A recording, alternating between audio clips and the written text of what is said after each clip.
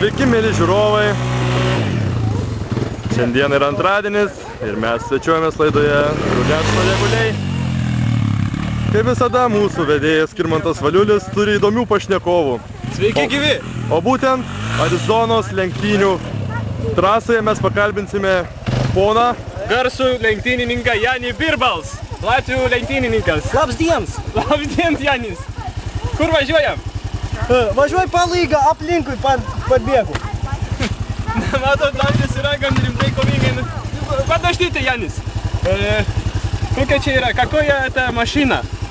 Машина 250 кубических километров. О, labs daugs. Labs, labi. Который вietus planuojat?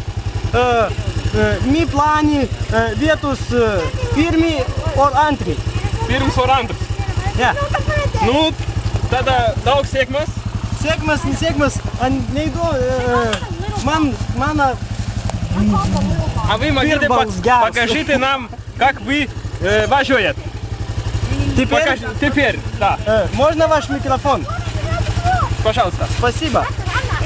Matot, dabar Janis mums parodys savo triukus, kuriais vadovaudamasis ir laimi didžiasias lenktynės. Taip, Janis, važiuojam.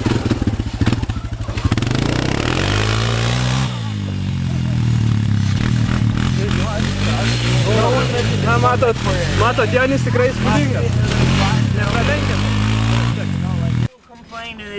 Tai va, gerbiami žiūrovai, pakalbinom šiandien Janį, kuris yra tikrai nusipelnęs Latvijos rinktinės, keturračių rinktinės narys.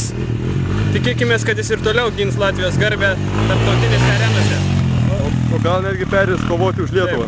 Taigi, gerbiami žiūrovai, iki kito karto.